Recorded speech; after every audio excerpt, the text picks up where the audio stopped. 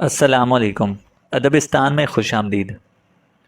आइए शुरू करते हैं एक जुर्म सदा की एक दिलचस्प दास्तान। डुप्लिकेट। फाल्डी की मां का इंतकाल बड़े गलत वक्त हुआ था। कम अज़ कम बिग नेक संस्कारों का यही ख्याल था, लेकिन वो कर भी क्या सकता था। माँ आखिर माँ होती है। वो किसी तरह फाल्डी को कैलिफोर्निया जाने से नहीं रोक सकता था। फाल्डी की माँ कैलिफोर्निया में रहती थी और इसकी मौत दिल का दौरा पड़ने से वाक़ई हुई थी। फाल्डी के कैलिफोर्निया रवाना होने के बाद मस्कारो ने अपने मुलाजिम ख़ास जॉन मंटर को हुक्म दिया कि वो चार्ली बेल को हिला बुला लाए। चार्ली बेल को तंजीम में शामिल हुए 2 साल हो गए थे, लेकिन बॉस ने उससे आज तक कोई अहम नौयत का काम नहीं लिया था। अलबत्ता उसका शुमार तंजीम के वफादारों में होता था। जब जॉन चार्ली के अपार्टमेंट पर पहुंचा तो चार्ली बेल इस वक्त टेलीविज़न पर एक पुरानी फिल्म देखने में मगन था। चार्ली, जॉन मंटर ने अपने मखसूस लहजे में कहा, तुम्हें बॉस ने अभी और इसी वक्त तलब किया है। कोई बहाना नहीं चलेगा। तुम्हें अभी मेरे साथ चलना होगा। चार्ली बेल ये सुनते ही उछल पड़ा और टेलीविज़न बंद करते हुए हैरतज़दा लहजे में बोला, बॉस ने मुझे तलब किया है? जॉन ने इस बात में सर हिला दिया। चार्ली बेल अब कदरे परेशान हो गया था। क्या तुम्हें अंदाज़ा है कि बॉस ने क्यों तलब किया है? चार्ली ने पूछा। साथ ही उसका जहन तेज़ी से इन कामों के बारे में सोचने लगा जो उसने हाल ही में बिग मस्कारों के लिए अंजाम दिए थे। क्या इससे कोई गलती हो गई थी? क्या उसने अपने नाड़ीपन से कोई काम बिगाड़ दिया था? लेकिन फौरी तौर पर तलब की जाने की वजह उसकी समझ में नहीं आई।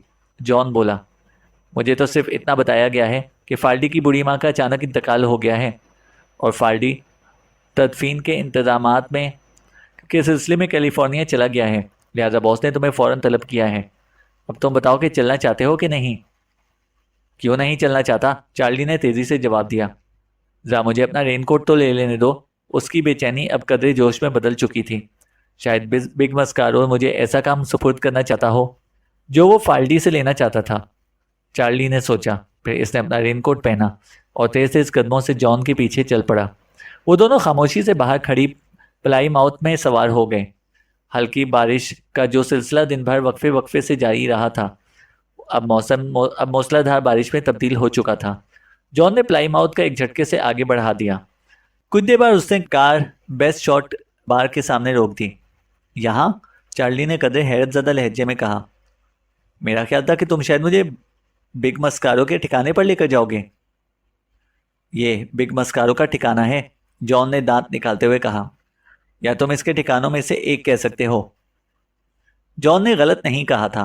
बेस्ट शॉट का बार का असल मालिक बिग मस्कारो ही था। जब इसकी तंजीम के लोगों को कोई काम नहीं होता था तो वो इसी जगह पर पाए जाते थे। ओह, चार्ली बेल ने कदरे मायूस लहजे में जवाब दिया।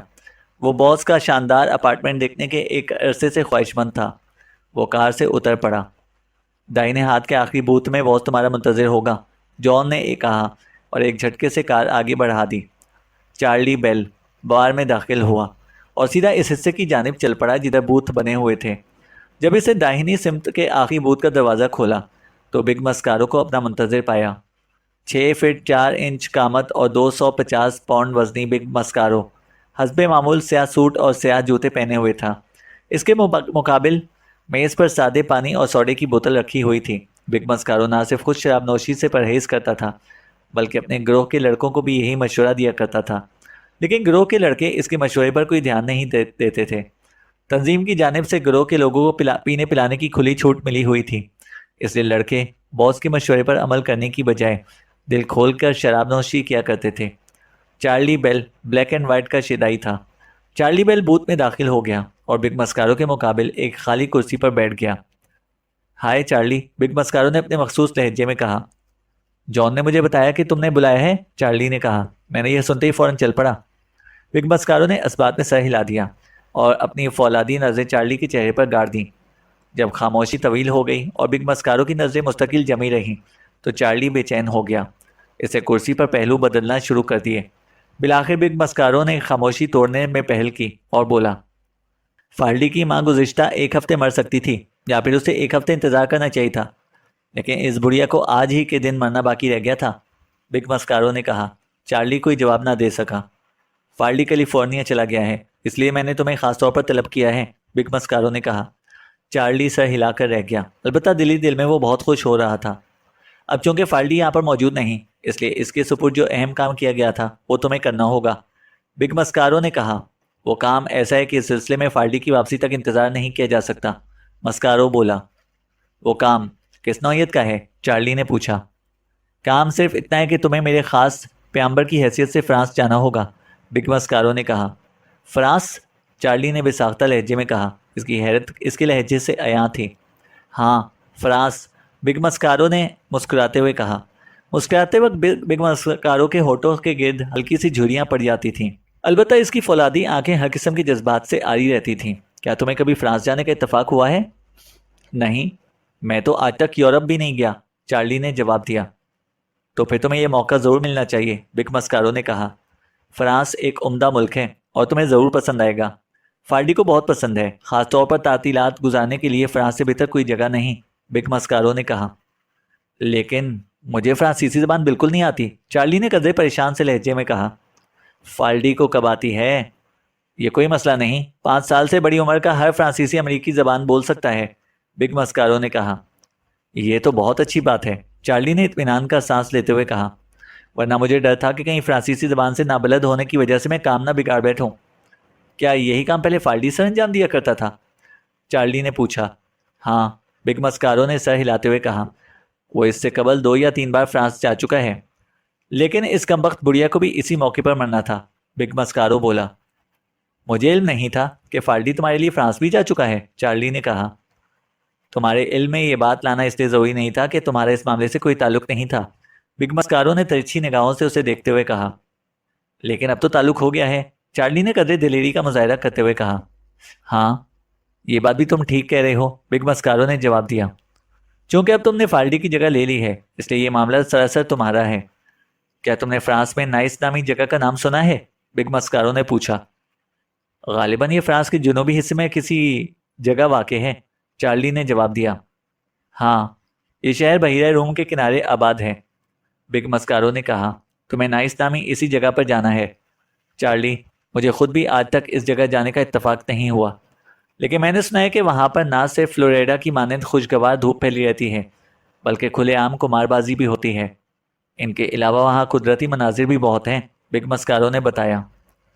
फिर तो बहुत उम्दा जगह होगी, चार्ली ने कदरे पुरजोश लहजे में कहा। अच्छा, अब ये बताओ कि मुझे वहाँ काम क्या करना होगा? बिग मस्कारो ने ना सिर्फ चार्ली को काम की नौयत बताई, बल्कि अलिफ से लेकर ये तक तमाम तफसील से आगाह भी कर दिया कि काम किस तरह सरअंजाम देना होगा। बिग मस्कारो के बोलने के साथ साथ चार्ली की आंखें हैरत से फैलती चली जा रही थीं। बिग मस्कारो ने अपनी बात ख़त्म करने के बाद एक गहरा सांस लिया और पानी का एक बड़ा सा घूंट पीने के बाद बोला। क्या तुम पूरी बात समझ गए, चार्ली?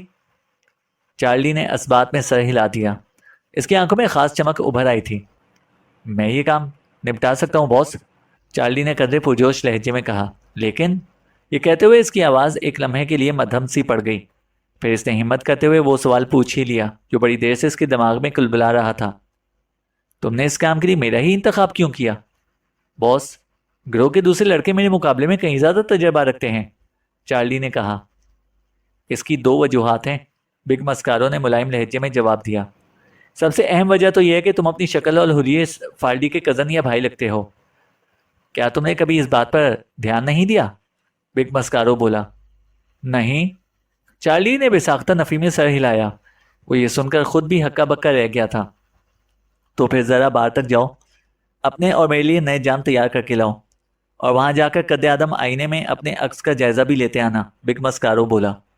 चार्ली ने अहमकों की मानंद अपने बॉस की जानिब देखा और चुपके से बूथ से निकल गया। चंद लम्हों बाद जब वो वापस आया तो इसके हाथ में 2 भरे हुए जाम थे।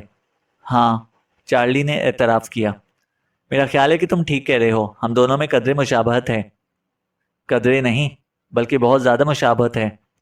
बशर्त यह कि तुम अपनी कलमें 1 इंच छोटी कर लो और बाल छोटे तरशवा लो। फिर तुम फाल्डी का पासपोर्ट इस्तेमाल कर सकते हो। तुम्हारे बालों की रंगत भी बिल्कुल वैसी ही है। अगर तुम तारीक शीशों की ऐनक लगाकर इस हुलिये में फाल्डी की माँ की तदफीन में शरीक हो तो सब तुम्हें फाल्डी ही समझेंगे। ये कहते हुए बिग मस्कारो ने अपनी जेब से एक पासपोर्ट निकालकर चार्ली की तरफ बढ़ा दिया और बोला, तुम खुद अपनी आंखों से पासपोर्ट पर चस्पा फाल्डी की तस्वीर का अपने आप से मुआवजा कर सकते हो। तुम दोनों जुड़वा दिखाई देते हो, बिग मस्कारो ने कहा। चार्ली ने पासपोर्ट ले लिया और एक तवील लम्हे तक फाल्डी की तस्वीर को घूरता रहा। उसकी आंखों में शक के जज्बात बदस्तूर कायम थे। अगर तुम कहते हो तो ये बात हो सकती है बॉस, चार्ली ने कहा। हाँ, मैं कह जो रहा हूँ, बिग मस्कारो ने पुरजोर लहजे में कहा। अब इस पासपोर्ट को अपनी जेब में रख लो और खुदा के वास्ते इसे खोना मत। तुम्हें यहाँ से रवाना होते वक्त और फ्रांस पहुंचकर इसकी सख्त ज़रूरत पड़ेगी, बिग मस्कारो ने बताया। चार्ली ने फाल्डी का पासपोर्ट अपनी जेब में रख लिया और कदे मशकूक लहजे में बोला, लेकिन तुम मुझ पर बहुत बड़ी रकम का भरोसा कर रहे हो बॉस। ये बात अब तक मेरी समझ में नहीं आई। ये कहते हुए इसने दांत निकाल दिए। अगर मैं चाहूँ तो बआसानी तुम्हारी तमाम रकम लेकर फरार हो सकता हूँ, चार्ली ने कहा। मैंने इस बात का पहले ही इंतजाम किया हुआ है चार्ली। ये कहते हुए बिग मस्कारो ने अंगूठे से इस दरवाजे के शीशे की जानिब इशारा किया। गाइडो ने इस मामले में मुझे कभी मायूस नहीं किया। चार्ली ने पलट कर देखा। दुबले पतले और करख्त चेहरे वाला एक आदमी बार से टेक लगाए खड़ा था। इसके एक हाथ में शराब का जाम था और वो इन्हीं की जानिब देख रहा था। इस शख्स का एक कान जड़ से कटा हुआ था। जैसे चार्ली की निगाहें इस शख्स की निगाहों से टकराईं, उसने दांत निकाल दिए। चार्ली को यूं महसूस हुआ जैसे कोई शिकारी कुत्ता दांत निकाल के गुर्रा रहा हो। चार्ली गाइडो का नाम सुन चुका था, लेकिन उसे देखने का इत्तफाक पहली बार हुआ था। गाइडो बिग मस्कारो के अहकामात की जबरी तामील कराने में पेश पेश होता था। इसकी जुल्म और बर्बरियत की दास्तानें किसी से छुपी ना थीं। इन दास्तानों का तस्वुर आते ही चार्ली को अपनी रीढ़ की हड्डी में एक सर्द सी लहर दौड़ती महसूस हुई। तुम लालच में पड़ने की गलती मत करना चार्ली, बिग मस्कारो कह रहा था। अगर तुमने रकम लेकर फरार होने की हिमाकत की तो गाइडो तुम्हें पाताल से भी ढूंढ निकालेगा। फिर वो तुम्हें इस काबिल नहीं छोड़ेगा कि जिंदगी भर किसी रकम की तलब हो सके। मेरी बात का मतलब समझ रहे हो ना, बिग मस्कारो ने कहा। क्यों नहीं, क्यों नहीं, चार्ली ने अपने लहजे की कपकपाहट पर काबू पाते हुए तेजी से कहा। फिर कदरे हिचकिचाते हुए बोला, क्या गाइडो भी मेरे साथ फ्रांस जाएगा? नहीं, बिग मस्कारो ने नफ़ी में सर हिलाते हुए कहा। तुम तन्हा जाओगे और तुम्हें हर लिहाज से मुकम्मल आज़ादी होगी। बस कभी कभार गाइडो का तस्वुर कर लिया करना, बिग मस्कारो ने कहा। एक लम्हे के लिए बूथ में खामोशी छा गई। फिर चार्ली बोला, मुझे इस काम के लिए मुंतखब करने की दूसरी वजह क्या है? तुमने दो वजूहात का जिक्र किया था, चार्ली ने पूछा। दूसरी वजह यह कि तुम बाहिम्मत, हौसलामंद, मेहनती और फरमाबरदार वाक़े हुए हो। तुम हमारी तंजीम के एक बेहतरीन सिपाही हो। क्या ये वजूहात तुम्हारी तसल्ली के लिए काफ़ी हैं, चार्ली? बिग मस्कारो ने कहा। चार्ली ने बेसाख्ता दांत निकाल दिए और कदर जुर्रत का मुजाहरा करते हुए बोला, मैं तो समझता था कि तुम्हें किसी की परवाह नहीं होती बॉस, चार्ली बोला। मुझे सिर्फ काम की परवाह होती है, बिग मस्कारो ने जवाब दिया। तुमने अब तक तमाम काम बहुस्न खूबी निपटाए हैं। अब मुझे इस काम की फ़िक्र है जो मैं तुम्हें सौंप रहा हूँ। अगर तुमने ये काम खुश असलूबी से मुकम्मल कर लिया तो तुम्हें ना सिर्फ तरक्की का मौका मिलेगा बल्कि तुम्हारा कमीशन अलहदा होगा। ओके, बिग मस्कारो ने कहा। ओके, चार्ली ने जाम का आखिरी घोंट हलक से नीचे उतारते हुए कहा। अब अगर तुम बुरा ना मानो तो काम की पूरी तफसीलात एक बार फिर सुना दो ताकि मुझे हर बात जहन नशीन हो जाए और किसी गलती का इम्कान बाकी ना रहे, चार्ली ने कहा। 2 दिन बाद चार्ली बेल फाल्डी के भेसे कॉनकॉर्ड तैयारी में सवार पेरिस की जानिब गामजन था। चार्ली बेल जब नाइस एयरपोर्ट से बाहर निकला तो शाम का आगाज़ हो चुका था। एयरपोर्ट से होटल तक के सफ़र में चार्ली को नाइस की खूबसूरती और हुस्न का खासा अंदाज़ा हो गया था। बिग मस्कारो ने नाइस के बारे में जो कुछ कहा था वो इससे कहीं ज़्यादा हसीन दिखाई दे रहा था। चार्ली होटल की खूबसूरत लॉबी से गुजरता हुआ इस्तकबालिया डेस्क पर पहुंचा और क्लर्क से मुखातिब होकर बोला, मेरा ख्याल है कि मेरे लिए एक कमरा पेशगी बुक होगा। मेरा नाम यूजेन फाल्डी है और मैं न्यूयॉर्क से आया हूँ, चार्ली ने कहा। डेस्क क्लर्क ने रिकॉर्ड चेक करते हुए इस बात में सर हिला दिया। हाँ मोसियो, क्लर्क ने शाइस्ता लहजे में कहा। नाइस में आपकी आमद बाइसे फ़ख्र है। हम आपको खुश आमदीद कहते हैं। आपके लिए 619 नंबर कमरा बुक किया जा चुका है, मोसियो फाल्डी। वो हमारे होटल के बेहतरीन कमरों में से एक है। वहाँ से बहिराए रूम का दिलकश मंजर सामने दिखाई देता है। मेरा ख्याल है कि आप हमारे पेशगी इंतजाम से मुतमईन होंगे। थैंक यू, चार्ली ने मुस्कुराते हुए कहा। डेस्क क्लर्क ने इस बात में सर हिला दिया। फिर इशारे से एक बेल बॉय को अपने पास बुलाया और मशीन गन की सी तेज़ी से इसे फ्रांसीसी ज़बान में कुछ समझाने लगा। चार्ली की समझ में सिर्फ 2 लफ्ज़ आए थे, मोसियो फाल्डी। फिर डेस्क क्लर्क ने 619 नंबर कमरे की चाबी बेल बॉय के हाथ में थमा दी और चार्ली की जानिब पलटते हुए अंग्रेज़ी में बोला, हमें उम्मीद है कि होटल में क़याम के दौरान आप पूरी तरह लुत्फ़अंदोज़ होंगे। आपकी बुकिंग 4 दिन के लिए है ना? डेस्क क्लर्क ने पूछा। तकरीबन। मैं यहाँ तो आपकी मशहूर जगहों मसलन मोंटी कार्लो और केन्स की सैर भी करना चाहता हूँ, चार्ली ने जवाब दिया। क्या मैं आपका पासपोर्ट देख सकता हूँ प्लीज़? डेस्क क्लर्क ने कहा। यह एक कानूनी मजबूरी है। आपकी रिहाइश तक पासपोर्ट हमारे पास रहेगा। जब आप रुखसत होंगे तो पासपोर्ट वापस कर दिया जाएगा, डेस्क क्लर्क ने कहा। यकीनन, चार्ली ने पुरसकून लहजे में कहा। अलबत्ता उसके दिल की धड़कन कदरे तेज हो गई थी। वो चंद लम्हों तक जेब में हाथ डाले फाल्डी का पासपोर्ट टटोलता रहा। फिर इसने पासपोर्ट निकालकर डेस्क क्लर्क के हाथ में थमा दिया। डेस्क क्लर्क ने पासपोर्ट लेने के बाद चार्ली के सामने एक रजिस्ट्रेशन कार्ड और पेन रख दिया। चार्ली ने कुछ इस अंदाज से कार्ड भरना शुरू किया जैसे वो अब तक अनगिनत मौक़ों पर कार्ड भर चुका हो और इस काम से आजिज आ गया हो। फिर आखिर में इसने बगैर किसी हिचकिचाहट के कार्ड पर फाल्डी के जाली दस्तखत कर दिए। ये दस्तखत पासपोर्ट पर फाल्डी के दस्तखत से काफ़ी मिलते जुलते दिखाई दे रहे थे। क्या कल सुबह मेरे लिए किराए की कार का इंतज़ाम हो सकता है? चार्ली ने रजिस्ट्रेशन कार्ड और पेन क्लर्क की जानिब वापस बढ़ाते हुए पूछा। क्यों नहीं, डेस्क क्लर्क ने जवाब दिया। हमारे होटल में एक ऐसी एजेंसी मौजूद है जो किराए पर कार मुहैया करती है। क्या लिमोजीन कार माँ शोफर मुनासिब रहेगी? डेस्क क्लर्क ने पूछा। नहीं, मैं खुद ड्राइविंग करना पसंद करता हूँ।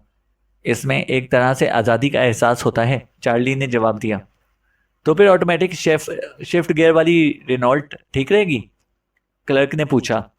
रेनॉल्ट? क्या ये वही फ्रांसीसी कार तो नहीं जिसका अगला हिस्सा बड़ा मज़ाका खेज लगता है? चार्ली ने कुछ सोचते हुए कहा। अगर आप चाहें तो आपके लिए अपने मुल्क की बनी हुई बेहतरीन शेवलेट का इंतज़ाम भी हो सकता है, क्लर्क ने कदरे तंजिया लहजे में कहा। शेवलेट? फिर तो बहुत ही अच्छा होगा। क्या कल सुबह 9 बजे तक गाड़ी का इंतज़ाम हो जाएगा? चार्ली ने जवाब दिया। गाड़ी ठीक 9 बजे तैयार होगी, डेस्क क्लर्क ने जवाब दिया और दूसरी जानिब पलट गया। 619 कमरा वाकई बेहद शानदार था। बेलबॉय के रुखसत होने के बाद चार्ली ने अपना जैकेट उतारकर एक जानिब को उछाल दिया और बिस्तर पर लेट गया। वो डिनर से पहले एक नींद पूरी करना चाहता था।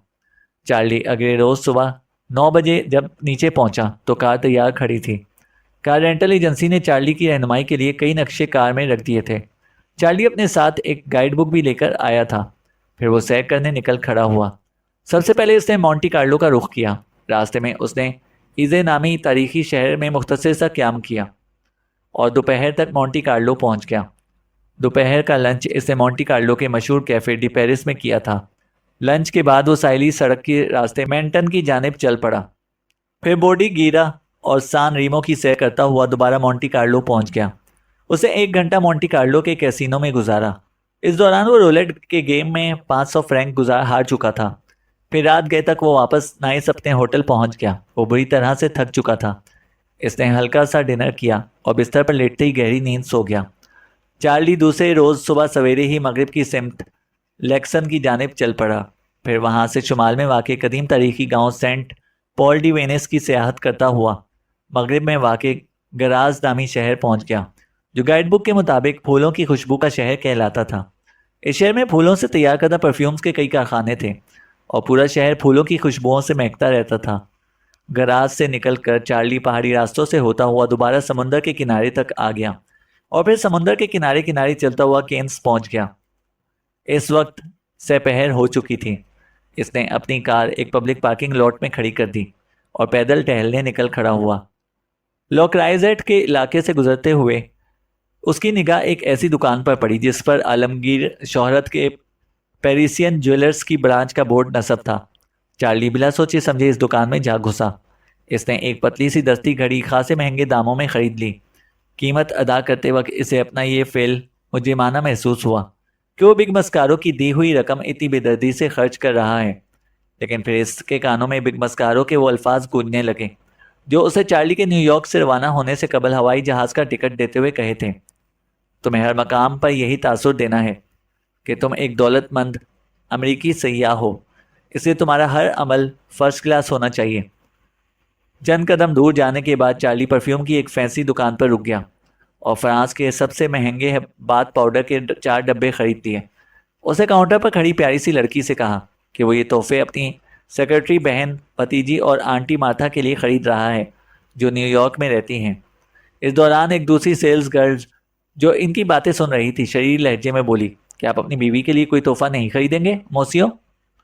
मेरी अभी शादी नहीं हुई, चार्ली ने अफसोदा लहजे में जवाब दिया। ओह सॉरी मोसियो, सेल्स गर्ल्स ने कदरे शर्मसार लहजे में कहा, और पाउडर के डब्बे एक सफ़ेद कागज़ की थैली में डाल दिए जिस पर दुकान का नाम जली हुलूफ रूफ में छपा हुआ था। फिर इसने इन डब्बों की रसीद काट कर थैली में डाल दी और चार्ली से मुखातिब होकर बोली, आपको यूएस कस्टम से गुजरते वक्त इस रसीद की ज़रूरत पड़ेगी। शुक्रिया, चार्ली ने जवाब दिया। फिर बोला, क्या यहाँ अतराफ में कोई अच्छी सी शराब की दुकान है? सेल्स गर्ल ने उसे दुकान का पता समझा दिया।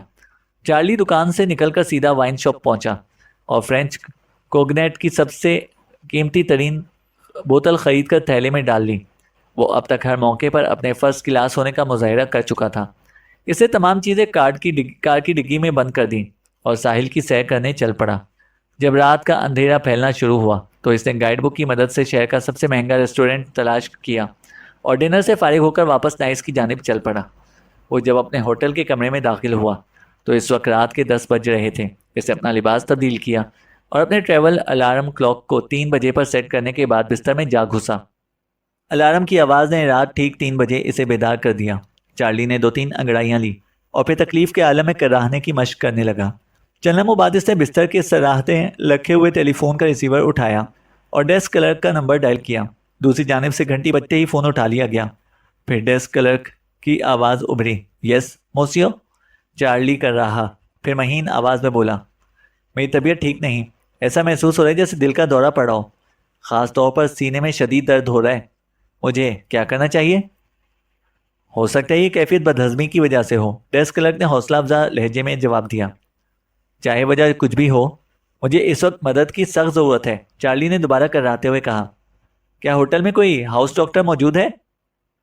होटल में तो कोई डॉक्टर मुकीम नहीं, अलबत्ता करीब में बुलेवर्ड विक्टर ह्यूगो पर डॉक्टर बॉयस की कोठी वाक़ है, क्लर्क ने जवाब दिया।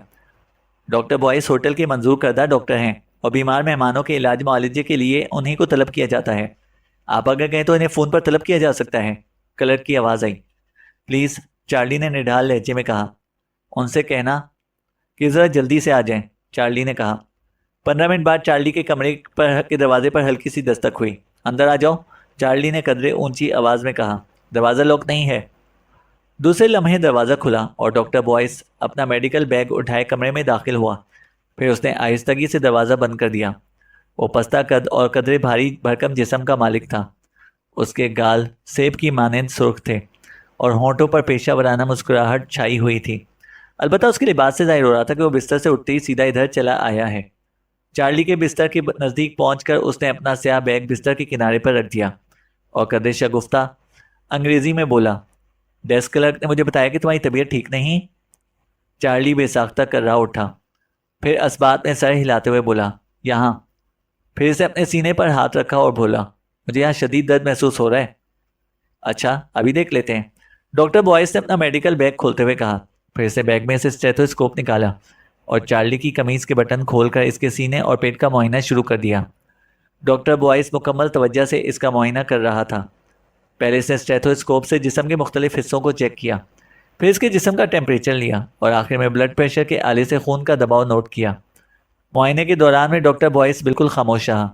फिर आखिर में इसने अपने तमाम आलात दोबारा बैग में रख दिए और चार्ली की जानिब मुतमईन लेकिन कदरे पुरशौक निगाहों से घूरते हुए बोला, तुम्हें दिल का दौरा नहीं पड़ा मोसियो। हकीकत तो यह है कि तुम्हें कोई तकलीफ़ नहीं, और इसके अलावा, ये कहते हुए वो एक लम्हे के लिए रुक गया। फिर मायने खेज लहजे में बोला, तुम मोसियो फाल्डी नहीं हो। ओह, चार्ली ने अपनी कमीज़ के बटन बंद करते हुए कदरे हैरत ज़दा लहजे में कहा। अलबत्ता वो बदस्तूर बिस्तर पर साकित लेटा रहा था। डॉक्टर ने सर हिलाया और बोला, इससे कोई फ़र्क नहीं पड़ता कि तुम कौन हो, ये बताओ कि तुम्हें हमारा शहर कैसा लगा। चार्ली ने यह सुनकर इत्मीनान का सांस लिया और बिग मस्कारो का रटाया हुआ जुमला दोहरा दिया, ये बेहुदा लेकिन बहुत प्यारा शहर है। और बेईडेस एजेंट्स के बारे में क्या ख्याल है? डॉक्टर बॉयस ने पूछा।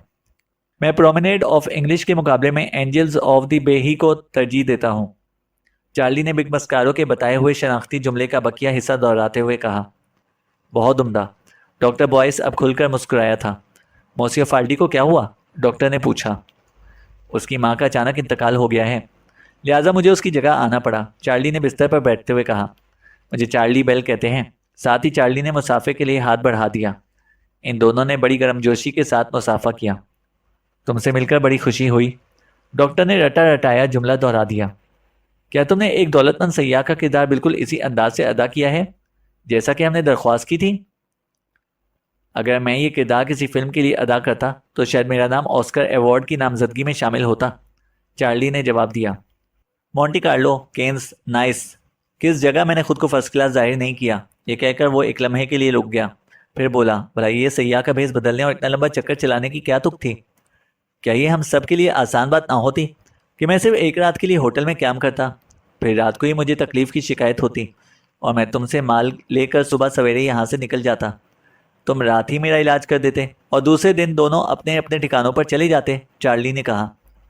माफ़ करना, सयाहत का ये ढोंग हमारे और तुम्हारे दोनों के तहफ़्फ़ुज़ की खातिर रचाया गया है, डॉक्टर बॉयस ने कहा। अगर होटल में एक रात कैंप करने वाले हर अमेरिकी सयाह को आधी रात के वक्त डॉक्टर की मदद की ज़रूरत पड़ने लगे तो फिर होटल वालों को किसी भी वक्त शक हो सकता है।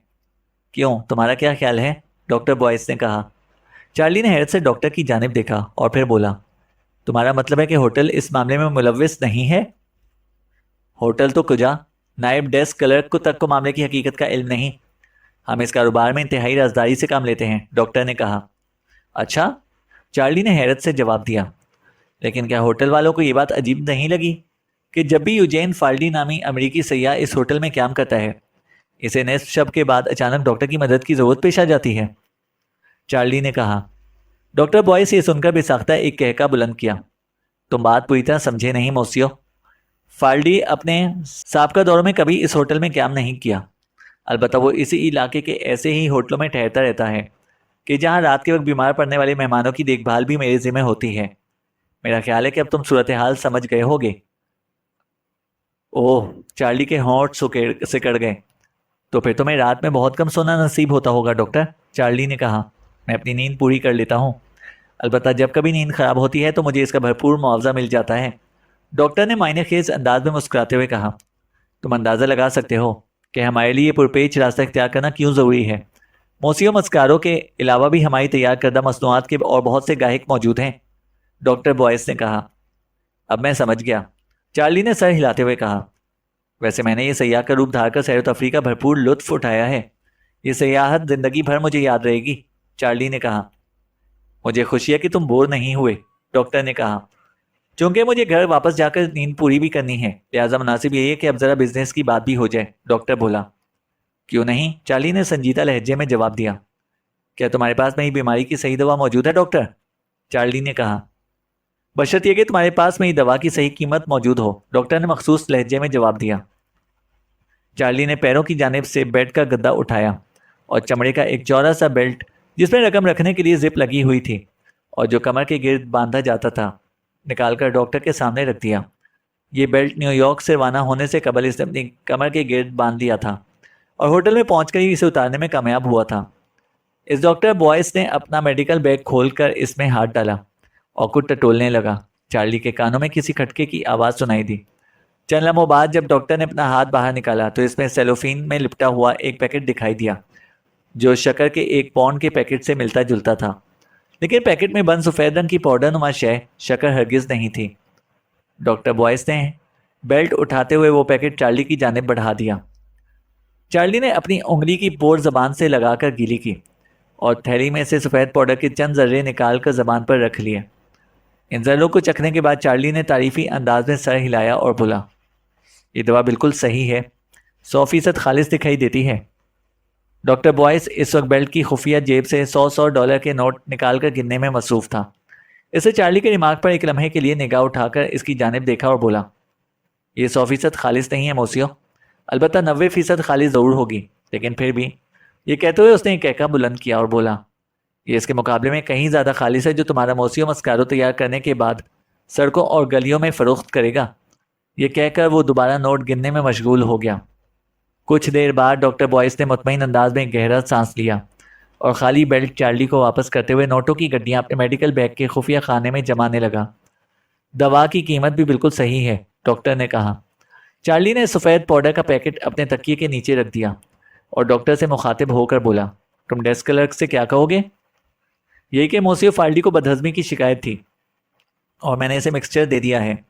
उम्मीद है कि सुबह तक वो बिल्कुल ठीक हो जाएगा और यह कि वो मेरी फ़ीस तुम्हारे बिल में शामिल कर दे, डॉक्टर ने कहा।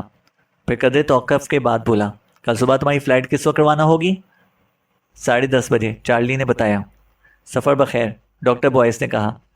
मोसियो मस्कारो का शुक्रिया अदा कर देना और मेरी जानिब से ख़ास तौर पर मोसियो फाल्डी की माँ के मरने की पर ताज़ियत का इजहार कर देना, डॉक्टर बॉयस बोला। मैं ये पैगामात इन दोनों तक पहुंचा दूंगा, चार्ली ने कहा। तुम्हारी नवाजिशों का बहुत बहुत शुक्रिया डॉक्टर, चार्ली बोला। थैंक यू, डॉक्टर ने मुसाफा करते हुए कहा। फिर अपना मेडिकल बैग उठाकर इसी खामोशी से बाहर निकल गया जैसे कि कमरे में दाखिल हुआ था। डॉक्टर के रुखसत होने के बाद चार्ली ने कमरे का दरवाज़ा अंदर से बंद कर लिया और बाथ पाउडर के वो चारों डब्बे निकाल कर बैठ गया जो इसने अपनी सेक्रेटरी, बहन, भतीजी और आंटी मार्था के लिए ख़रीदे थे। फिर वो पूरी एहतियात के साथ कार्डबोर्ड की बनी हुई डब्बों की तहें खोलने में मसरूफ़ हो गया।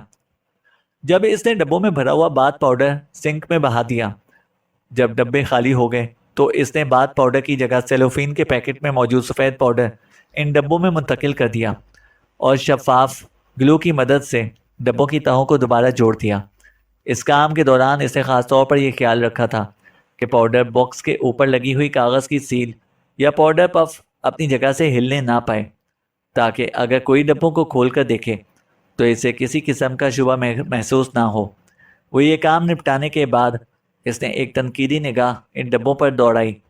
डब्बों की ऊपरी सतह बिल्कुल इसी तरह ताज़ा और असली दिखाई दे रही थी जैसी कि वो केन्स की परफ्यूम की दुकान में देख चुका था। ये खासा थका देने वाला काम था। चार्ली को काम निपटाने में 1 घंटे से ज़्यादा वक्त लग गया, लेकिन अब वो पूरी तरह मुतमईन हो चुका था। इसने ट्रैवल अलार्म क्लॉक को 8:30 बजे पर सेट किया और बिस्तर में घुस गया। नाइस एयरपोर्ट से परवाज़ ठीक 10:30 बजे रवाना हो गई। जहाज़ को रास्ते में बार्सिलोना और लिस्बन रुकना था, लेकिन जब जहाज़ लगार्शिया के एयरपोर्ट पर उतरा तो उसे अपने मुकर्ररा वक्त से 2 घंटे ताख़ीर हो चुकी थी। ताख़ीर का सबब बहरे ओकियानूस पर छाया हुआ तूफ़ान बादो-बारां था, जिसकी वजह से जहाज़ को लिस्बन से 2 घंटे ताख़ीर से टेक ऑफ करना पड़ा था। जब चार्ली ने लॉन्ग आइलैंड की सरजमीन पर कदम रखा तो इस वक्त नेस शब बीत चुकी थी। 5 दिन की गैर हाजिरी के बाद अपने शहर वापस आने पर वो दिल में एक अजीब सी खुशी महसूस कर रहा था। उसे सामान के बेल्ट पर से अपना वाहिद सूटकेस उठाया और सबसे पहले कस्टम काउंटर पर पहुंच गया। उसे अपनी ख़रीदारी की तमाम रसीदें कस्टम इंस्पेक्टर के सामने रख दी। कस्टम इंस्पेक्टर ने एक उचट्टी सी निगाह बाथ पाउडर के बक्सों और कीमती कॉगेंग की बोतल पर डाली। अलबत्ता इसने दस्ती घड़ी पर खासी ड्यूटी आयद कर दी। चार्ली ने मुंह में बड़बड़ाते हुए ड्यूटी की रकम अदा की और अपना सूटकेस उठाकर कस्टम की हदूद से बाहर निकल आया। इतनी रात गुजरने के बावजूद रिसेप्शन लाउंज में चार्ली के साथी मुसाफिरों के इस्तकबाल करने वाले लोग खासी तादाद में मौजूद थे। चार्ली अपना सूटकेस उठाए इन लोगों के दरमियान से गुजरता दरवाजे की जानिब चल पड़ा। अचानक इसकी निगाह यूजेन फाल्डी पर पड़ी, जो हजूम से अलहदा एक कोने में खड़ा हुआ था। चार्ली से निगाह मिलते ही फाल्डी ने सर से की जुम्बिश से उसे अपने पीछे आने का इशारा किया और आमदोरफ्त के लिए इस्तेमाल की जाने वाले एक कॉरिडोर में दाखिल हो गया। कॉरिडोर तकरीबन सुनसान था। चार्ली खासे मोहतात फासले से फाल्डी के पीछे चल रहा था। कॉरिडोर का इख्तिताम एक पार्किंग लॉट में हुआ। फाल्डी का रुख पार्किंग लॉट के एक तारीक गोशे की जानिब था। तब चार्ली की निगाह इस बड़ी सी स्याह कैडिलैक सीडान पर पड़ी जो इस गोशे में खड़ी हुई थी। कार के नज़दीक पहुंचकर फाल्डी पलटा और पहली मरतबा चार्ली से मुखातिब हुआ। तुम्हारा कमबख्त जहाज़ 2 घंटे लेट पहुंचा है। फाल्डी का अंदाज कुछ ऐसा था जैसे जहाज़ के लेट होने में तमाम तर गलती चार्ली की हो। फिर इसने चार्ली के हाथ से सूटकेस लेते हुए कार का पिछला दरवाज़ा खोला और बोला, अंदर बैठ जाओ। मध्यम रोशनी के बावजूद चार्ली ने जॉन को पहचान लिया, जो स्टीयरिंग व्हील पर बैठा हुआ था। फिर जैसे चार्ली कार में दाखिल हुआ, इसे एहसास हो गया कि बिग मस्कारो बजाते खुद उसके इस्तकबाल के लिए एयरपोर्ट पर पहुंचा मौजूद था। कार में बिग मस्कारो के पसंदीदा आफ्टर शेव लोशन की मखसूस खुशबू फैली हुई थी। फाल्डी जॉन के बराबर वाली अगली नशिस्त पर बैठ गया। चार्ली का सूटकेस इसने अपनी टांगों के दरमियान मजबूती से दबाया हुआ था। बिग मस्कारो उगबी नशिस्त के एक कोने में घुसा बैठा था। चार्ली के सवार होते ही बिग मस्कारो बोला, हाय चार्ली, कोई परेशानी तो नहीं हुई? बिल्कुल नहीं, चार्ली ने जवाब दिया। कस्टम? उन्हें शुबा तक नहीं हुआ। और फ्रांस? बिग मस्कारो ने पूछा। वहाँ भी कोई मुश्किल पेश नहीं आई, चार्ली ने जवाब दिया। हर काम मर्जी के मुताबिक होता चला गया। गुड, बिग मस्कारो ने मुतमईन लहजे में कहा। जॉन ने कार स्टार्ट की और पार्किंग लॉट से निकलकर शहर जाने वाली सड़क पर घूम गया। कार में कुछ देर तक मुकम्मल खामोशी छाई रही। फिर बिग मस्कारो की आवाज़ उभरी, चार्ली, पहले हम सब मेरे ठिकाने पर चलेंगे। ग्रेट, चार्ली ने बेसाख्ता लहजे में कहा। बिग मस्कारो का अपार्टमेंट देखने की ख्वाहिश जो एक अरसे से उसके दिल में दबी हुई थी, आज पूरी होने वाली थी। लेकिन उसे इस बात का एहसास भी था कि बिग मस्कारो पहले अपने ठिकाने पर क्यों लेकर जा रहा है। यकीनन वो इसके सूटकेस में रखे हुए माल को चेक किए बगैर काम की तकमील के बारे में मुतमईन नहीं हो सकता था, और अपने इत्मीनान से पहले वो चार्ली को रुखसत होने की इजाज़त नहीं दे सकता था। मैं एक अरसे से तुम्हारा ठिकाना देखने का ख्वाहिशमंद था बॉस, चार्ली ने अपने दिल की बात जबान पर लाते हुए कहा। इस मकान में कोई खास बात नहीं, बिग मस्कारो ने कहा। 2 बेडरूम पर मुश्तमिल एक कोप अपार्टमेंट है वो। बिग मस्कारो का fancy apartment house sea breeze के इलाके में वाक़ था। जब कार इस इमारत के सामने पहुंचकर रुकी तो बिग मस्कारो जॉन फिट्ज से मुखातिब होकर बोला, तुम्हें कुछ देर इंतजार करना होगा जॉन, ताकि वापसी में चार्ली को इसके घर पहुंचा सको, बिग मस्कारो ने कहा। चार्ली फौरन बोला, इस तकलीफ की ज़रूरत नहीं, मैं यहाँ से किसी टैक्सी में चला जाऊँगा। इस वक्त रात का 1 बज रहा है और जॉन दिन भर का थका हारा होगा। इसके अलावा मेरे पास ऐसी कोई कीमती शय मौजूद नहीं कि वापसी में किसी बॉडीगार्ड की ज़रूरत महसूस हो, चार्ली ने कहा। ओके, बिग मस्कारो ने कहा, तुम जा सकते हो जॉन, अलबत्ता सुबह 10 बजे यहाँ पर पहुँच जाना।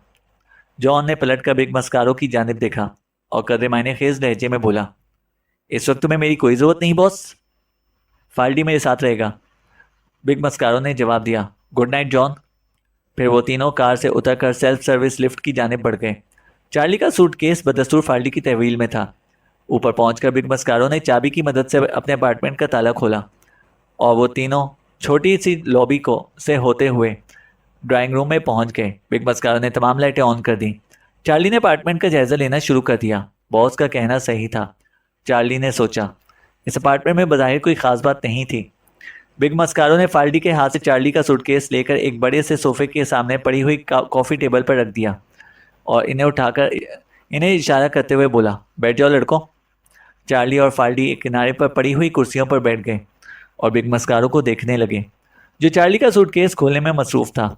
सफ़ेद रंग का शॉपिंग बैग जिसमें बाथ पाउडर के डब्बे मौजूद थे, सूटकेस में सबसे ऊपर ही रखा हुआ था। बिग मस्कारो ने शॉपिंग बैग में से 4 डब्बे बाहर निकालकर इन्हें एक कतार में कॉफ़ी टेबल पर सजा दिया। फिर से एक डब्बा उठाकर इसकी तह का बगौर जायज़ा लिया और सताइशी लहजे में बोला, तुमने बहुत साफ सुथरा काम किया चार्ली। चार्ली न जाने क्यों शर्मा सा गया, फिर बोला, मुझे इस काम की सबसे ज़्यादा फिक्र थी। बहुत उम्दा, बिग मस्कारो ने बकिया तीनों डब्बों की निचली सतह का जायज़ा लेने के बाद कहा। चार्ली के काम की तारीफ सुनकर फाल्डी का मुंह लटक गया। वो पहले ही उखड़ा उखड़ा सा दिखाई दे रहा था। बिग मस्कारो ने एक डब्बे का ढक्कन उतारा और फिर एक सुनहरी कलमी चाकू की मदद से पाउडर का सील पेपर चाक कर दिया। पाउडर पफ निकालने के बाद उसने बक्स के अंदर भरे हुए सफ़ेद पाउडर के चंद जर्रे अपनी ज़बान पर लगाकर चखे। फिर बारी बारी बकिया तीनों डब्बों का पाउडर चखने के बाद इसने मुतमईन अंदाज में सर हिलाया और फाल्डी की जानिब पलट कर बोला, हमने इस काम के लिए बिल्कुल सही लड़के का इंतखाब किया था फाल्डी। इस लड़के ने काम ठीक तरीके से सर अंजाम दिया है। मेरा ख्याल है कि हमें इस कामयाबी की खुशी में एक छोटा सा जश्न मनाना चाहिए और इस मौके पर शराब से बेहतर कोई चीज़ नहीं हो सकती, बिग मस्कारो ने कहा। क्यों नहीं, फाल्डी ने जोशो जज्बात से आड़ी लहजे में जवाब दिया। बॉस, तुम्हारा मतलब वाकई शराब पीने से है या अपना मखसूस सादा पानी और सोडा मिलाकर पीना चाहते हो, चार्ली ने पूछा। जश्न असली शराब के बगैर कैसे मनाया जा सकता है चार्ली, बिग मस्कारो ने जवाब दिया। वो बेहद खुशगवार मोड में दिखाई दे रहा था। तुम दोनों जो चीज़ चाहे पी सकते हो, बिग मस्कारो ने कमरे के एक कोने में रखी हुई शराब की अलमारी की जानिब इशारा करते हुए कहा। मेरे सूटकेस में 5 स्टार फ्रांसीसी कोगैंग की तकरीबन भरी हुई बोतल मौजूद है बॉस, अगर तुम इसे चखना चाहो तो ले सकते हो। मैंने अपनी ज़िंदगी में इतनी बेहतरीन शराब कभी नहीं पी। वैसे भी वो बोतल मैंने तुम्हारे पैसों से ही खरीदी थी, तुम्हारे इस पर पूरा हक बनता है, चार्ली ने कहा। फाइन, बिग मस्कारो ने कहा। फिर फाल्डी से मुखातिब होकर बोला, ज़रा गिलास तो उठा लो। फाल्डी अलमारी में से 3 क्रिस्टल के गिलास निकाल कर लाया। बिग मस्कारो एक बार फिर चार्ली के सूटकेस की जानिब पलट गया। चंद लम्हों बाद कोगैंग की बोतल इसके हाथ में थी। बिग मस्कारो ने सबसे पहले अपना आधा गिलास भरा और बोतल इन दोनों की जानिब बढ़ा दी। फिर वो इनके सामने एक खाली सोफे पर विराजमान हो गया। इसने अपना गिलास चार्ली की जानिब लहराया और चीयर्स करते हुए ब्रांडी का एक बड़ा सा घोंट हलक से नीचे उतार लिया। चार्ली और फाल्डी ने ऐसा ऐसा चुस्कियाँ लेना शुरू कर दी। आह, बिग मस्कारो ने होठों पर जबान फेरते हुए कहा, एक अरसे बाद उम्दा शराब पीने को मिली है। तुम्हें इसका पूरा पूरा लुत्फ उठाना चाहिए, क्योंकि इसकी कीमत भी तुमने ही अदा की है, चार्ली ने कहा। फिर कुछ सोचते हुए बोला, और तुम्हारे कहने के मुताबिक मैंने कस्टम की तवज्जो हटाने की खातिर एक बेहद कीमती घड़ी भी तुम्हारे पैसों से खरीद ली थी। चूंकि वो घड़ी भी मैंने तुम्हारी पैसों से खरीदी थी, इसलिए इस पर तुम्हारा हक बनता है। घड़ी भी सूटकेस में मौजूद है, चार्ली ने बताया। बिग मस्कारो ने एक बार फिर बड़ा सा घूंट भरा और बोला, अगर वो घड़ी तुम्हें पसंद है तो तुम रख सकते हो चार्ली। तुम इसे मेरी जानिब से एक छोटा सा तोहफा समझ लो। तुम मेरे लिए लाखों डॉलर मालियत का जो तोहफा लेकर आए हो, इसके मुकाबले में ये घड़ी की कोई हैसियत नहीं रखती। बिग मस्कारो ने कहा। जैसी तुम्हारी खुशी बॉस। शुक्रिया, चार्ली ने कहा। बिग मस्कारो इस दौरान अपना गिलास खाली कर चुका था। उसने गिलास दोबारा भरा और फाल्डी से मुखातिब होकर बोला, तुम पीने में साथ क्यों नहीं दे रहे हो फाल्डी? पियो। और तुम्हें ये बात भी मानना पड़ेगी कि चार्ली ने पहली ही मर्तबा में हमारे लिए फर्स्ट क्लास कारनामा सर अंजाम दिया है, बिग मस्कारो ने कहा। यह सुनकर चार्ली हंसते हुए बोला, गाइडो के खौफ से कौन ये कारनामा सर अंजाम नहीं दे सकता? जवाबन बिग मस्कारो ने भी एक कहकहा बुलंद किया और बोला, गाइडो की परवाह मत करो, वो तो तुम्हें मुतासिर करने के लिए हमने मजाक किया था। फिर वो फाल्डी की जानिब पलटा। दिल खोल कर पियो फाल्डी, ये तो जश्न का मौका है। फाल्डी ने इस मरतबा एक बड़ा सा घूंट हलक से नीचे उतारा। अलबत्ता उसके चेहरे पर छाई उदासी कुछ और गहरी हो गई। अचानक चार्ली को याद आया कि फाल्डी की माँ का हाल ही में इंतकाल हुआ था और इसने भी अभी तक ताज़ियत का इजहार नहीं किया था। अपनी गलती का एहसास होते ही चार्ली फाल्डी की जानिब पलटते हुए बोला, फाल्डी, तुम्हारी माँ के मरने की खबर सुनकर बहुत अफसोस हुआ। कमरे में एक लम्हे के लिए सन्नाटा छा गया। फिर दूसरे लम्हे बिग मस्कारो ने एक जोरदार कहकहा बुलंद किया। ये कहकहा इतना बेसाख्ता था कि बिग मस्कारो का जाम खुद उसके अपने लिबास पर छलक पड़ा। चार्ली ने तेजी से पलटकर हैरत से बिग मस्कारो की जानिब देखा। उसे बिग मस्कारो की हरकत खासी नागवार गुजरी थी। बिग मस्कारो को इस बात तक का एहसास नहीं हुआ था कि ये सानहा जिस शख्स पर गुजरा है वो भी इस कमरे में मौजूद है। फिर चार्ली ने बिग मस्कारो की इस गैर शाइस्ता हरकत पर फाल्डी के तासुरात देखने के लिए उसके चेहरे पर नज़र दौड़ाई। फाल्डी के चेहरे पर तकलीफ, गम, गुस्से के कोई तासुरात नहीं उभरे थे। उसका चेहरा हर किस्म के जज्बात से आरी दिखाई दे रहा था। बिग मस्कारो एक तवील लम्हे अपने बाद अपनी हंसी रोकने में कामयाब हुआ। फिर उसे चार्ली की जानिब देखा और सरसरी लहजे में बोला, यह भी तुम्हारे साथ एक लतीफ़ा हो गया चार्ली, क्योंकि फाल्डी की माँ भी जिंदा है। यह सुनते ही चार्ली ने आहिस्तगी से अपना गिलास कॉफ़ी टेबल पर रख दिया और बारी बारी बिग मस्कारो और फाल्डी के चेहरों का बगौर जायजा लेते हुए संजीदा लहजे में बोला, तुम्हारी इस बात का क्या मतलब है बॉस? इस मर्तबा जवाब फाल्डी ने दिया, मेरी माँ के मरने का बहाना बॉस और मैंने इसलिए तराशा था कि तुम नाइस के इस दौरे में मेरी जगह ले सको। चार्ली, मेरी माँ भी जिंदा है और पूरी तरह सेहतमंद है और वो होबोकिन में रहती है। फाल्डी ने कहा, क्या? चार्ली तकरीबन चीख पड़ा। उसे अपने कानों पर यकीन नहीं आ रहा था। वो इस तरह आंखें फाड़े इन दोनों को घूर रहा था जैसे वो इंसान नहीं बल्कि किसी और दुनिया की मखलूक हो। बिग मस्कारो ने सर हिलाते हुए फाल्डी की तायद की।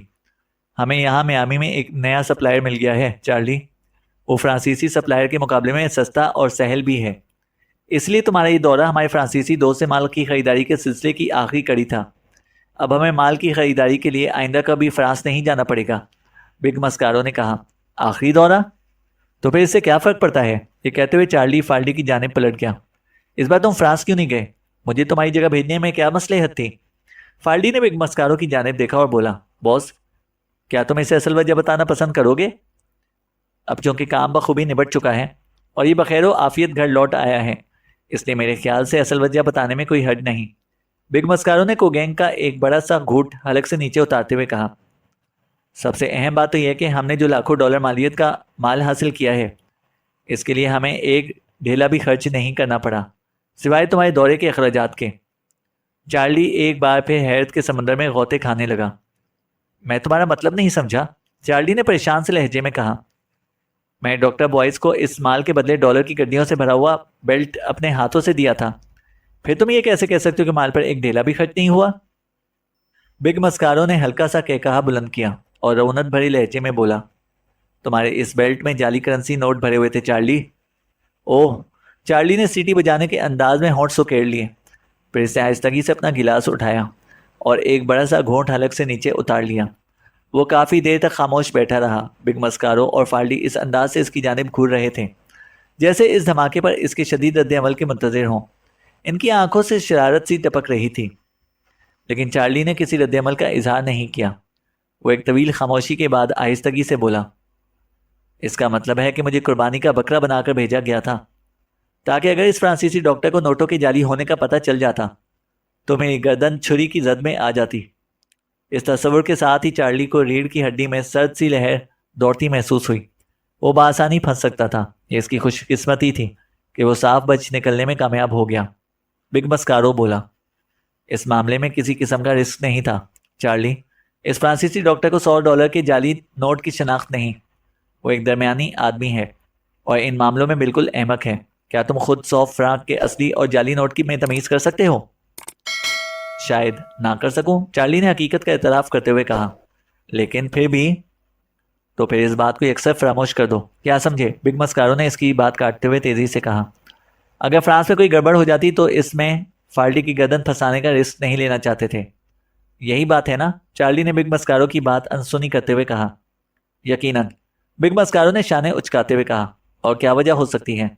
फाल्टी एक उम्र से मेरे साथ काम कर रहा है, समझे? जबकि तुम नए हो, कम उम्र हो, तुम्हारा तजर्बा भी कम है और तुम ज़्यादा अहमियत भी नहीं रखता। चार्ली ने जुमला मुकम्मल करते हुए कहा। यही वजह थी ना बॉस? दुरुस्त, बिग मस्कारो ने एतराफ़ करते हुए कहा। लेकिन क्या तमाम मामलात खुश असलूबी से निबट नहीं गए? लिहाजा अब इन बातों से क्या फ़ायदा?